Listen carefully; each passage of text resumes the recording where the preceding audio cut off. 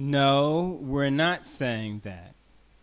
We're not saying that black lives matter more than other lives. We're not saying that only black lives matter.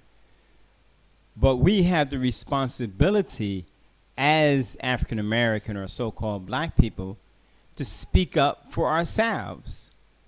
You really wouldn't expect, if there was a problem of white people being killed by the police, that black people would be starting a movement called White Lives Matter, or Indian Lives Matter, or Chinese Lives Matter. You'd expect the Chinese people to do that for themselves, to stand up for themselves if there really was a problem with that. You would expect white people to stand up for themselves if there was a problem with that. But because there's a disproportional problem with that for black people, that's why a movement, Black Lives Matter, was created. All right? And of course, we have the responsibility to stand up for ourselves. All right? So that's actually what it's about. Because if a white person is killed by police, do we have a problem with that? Yes, I have a problem with that. If police are killing Chinese people, is there a problem with that? Yes, I have a problem with that. But because we're not hearing of a disproportional killing of Chinese people by the police, or white people by the police, or Indian people by the police, then where is the support for us to give them for that? But we must first stand up for ourselves, saying Black Lives Matter. And if there was a group of Indians or a group of white people or Chinese people who saw that there was a problem of them being killed disproportionately by police, then we can band together and say, yes, all lives matter. But because there's a disproportional killing of black people by police, that's why we're focusing on Black Lives Matter. And if someone doesn't have a problem with their race being killed disproportionately, then they can support Black Lives Matter, because oppression or killing of anyone is wrong, is a bad thing. So we don't want to water down our focus by saying all lives matter. Yes, all lives matter, but all lives are not being killed disproportionately by the police. And that's why we're homing in on the problem. And it's only natural that you would think that this would happen, because we are not mainly the people policing ourselves. The majority of the police force in every black neighborhood is comprised of other than black people. So if someone is killed by the police, then it's only natural that it's going to be someone else killing black people on the police force. And it's only natural that if there are some people who actually hate black people, that they use that as a vehicle in which to kill black people without trying to avoid that. Because in other places where we see white people policing white people, then you see that they're talking to them, oh, Johnny, put the gun down. You don't have to do this. They're trying to negotiate, right? But when it's not one of their own people, then there's no negotiation. It's shoot, shoot, shoot, bang, bang, bang. You see? So that shows you it's a result of the relationship between the people and the police force. Is it a good one? Is it a tense one? Is it one of hatred? Is it one of dislike? And for those who aren't black and haven't grown up in black neighborhoods, it's hard for them to sympathize and understand what we go through. I grew up in a black neighborhood, all right? Even though we got a good education, still I grew up in a black neighborhood, all right? So when I grew up, yes, when we heard the police come, it's time to run. There was always a fear of the police, even when you're not doing something wrong. So people shouldn't act like, oh, they're afraid because they're doing something wrong. No, you're afraid because you think that the police are going to put you in jail, or they're going to kill you, or something bad is going to happen. So you run to try to avoid any possibilities of something bad happening. It's not because you did something wrong.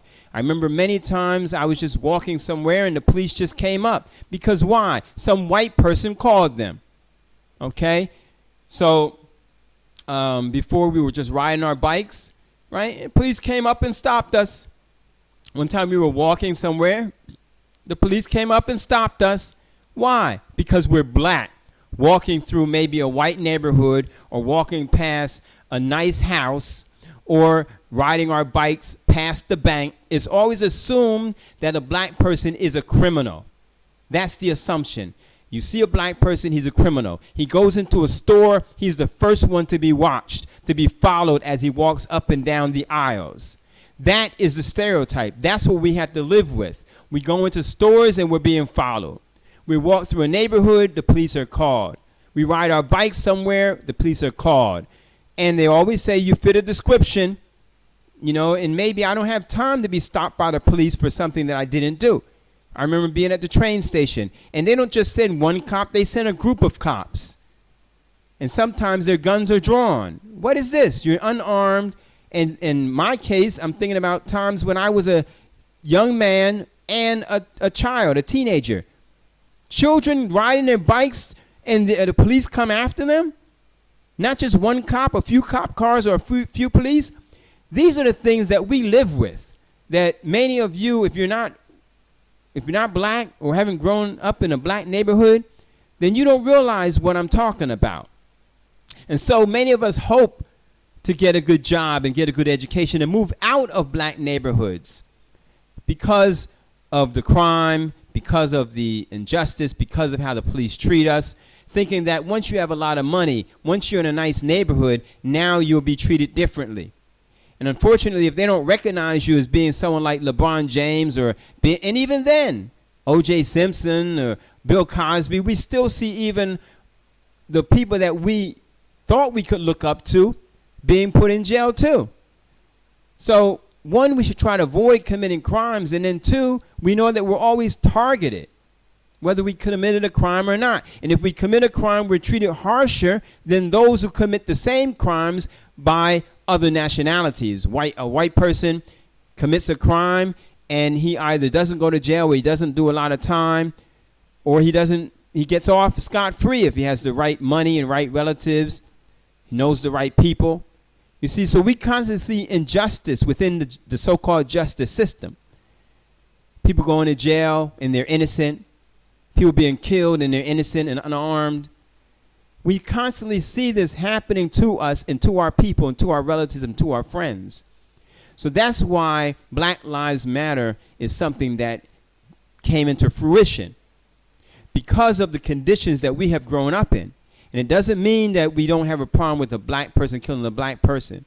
It doesn't mean that we don't have a problem with a white person being killed by the police or a Chinese or an Indian or anyone being killed by the police. No, that's wrong too. But it's their responsibility to stand up for their people, just as our responsibility to stand up for our people and ourselves.